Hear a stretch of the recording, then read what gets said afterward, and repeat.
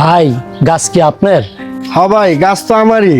ভাই আপনার গাছ থেকে আম পারলাম, আপনি কিছু বলতেছেন না, আবার দেখে হাসতেছেন, বিষয়টা বুঝলাম না। বিষয়টা বুঝলেন না? বিষয়টা যদি বুঝাইতে যাই তাহলে আপনি আমার পাও ধরে মাপ চায় কুল পাইবেন না। ভাই বিষয়টা কি একটু বলেন না। বিষয়টা হইলো ভাই, এই আমের লিগে আপনার এখন কিছু কমো না, কিন্তু হাসরের ময়দানে এই আমের দাম আপনার অবশ্যই দিতে হইব। ওই দিন কিন্তু এই আমের লিগে আপনার আমি অবশ্যই আটকামো। ভাই ওই দিন আমি টাকা কই পাবো?